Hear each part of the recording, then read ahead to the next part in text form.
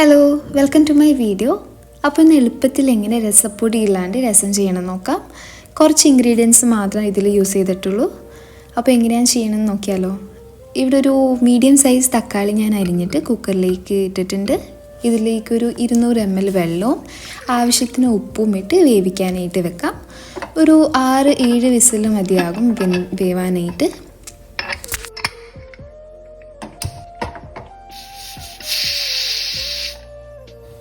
തക്കാളി വേവുന്ന സമയത്ത് 1 ടീസ്പൂൺ ജീരകവും 1 ടീസ്പൂൺ കുരുമുളകും പിന്നെ ഒരു 6 അല്ലി വെളുത്തുള്ളിയും 3 ഗ്രാം ഇഞ്ചി ചെറുതായി അരിഞ്ഞതും നല്ലോണം ചതച്ചെടുക്കാം.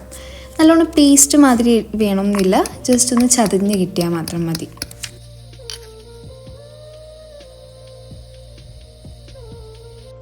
ഇനി പുളി കുതിർക്കാനായിട്ട് വെക്കാം. ഞാനൊരു പാത്രത്തിൽ ഒരു 8 ഗ്രാം പുളിയും, വാളം പുളിയാണ് ഞാനിവിടെ ഉപയോഗിച്ചിരിക്കുന്നത്, പിന്നെ ആവശ്യത്തിന് വെള്ളവും ഇട്ടിട്ട് ജസ്റ്റ് ഒന്ന് കുതിർത്ത് കൊടുക്കാം. ഇതൊന്ന് കൈ കൊണ്ട് നല്ലോണം മിക്സ് ചെയ്തിട്ട് മാറ്റി വെക്കാവുന്നതാണ്. ഇനി രസം ചെയ്യാനായിട്ട് നമുക്കൊരു സ്റ്റവിൽ ചട്ടി ചൂടാക്കാൻ വെക്കാം.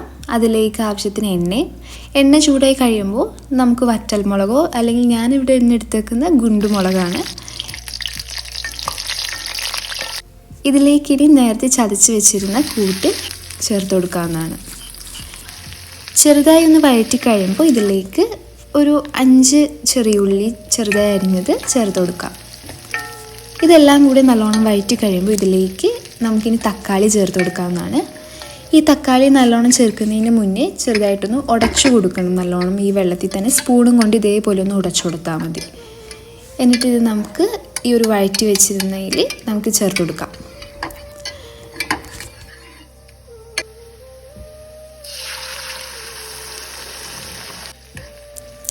ഇതിലേക്കിനി 1/4 ടീസ്പൂൺ മഞ്ഞൾപ്പൊടിയും പിന്നെ നേരത്തെ നമ്മൾ കുതിർക്കാൻ വെച്ച പുളിയും ചേർത്ത് കൊടുക്കാം.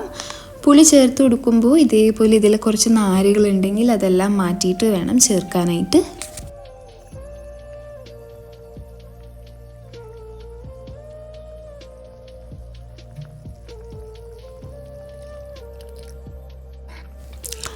രസം നല്ലോണം തിളച്ച് കഴിഞ്ഞാൽ ഇതിലേക്ക് ആവശ്യത്തിന് മല്ലിച്ചീരയും ഇട്ടിട്ട് നമുക്ക് സ്റ്റവ് ഓഫ് ചെയ്യാവുന്നതാണ്. അപ്പോൾ എളുപ്പത്തിൽ രസക്കൂട്ടില്ലാണ്ട് എങ്ങനെ രസം ചെയ്യണമെന്ന് കണ്ടില്ലേ. അപ്പോൾ എല്ലാവരും ട്രൈ ചെയ്ത് നോക്കുക, അഭിപ്രായം ഷെയർ ചെയ്യാം. Thank you.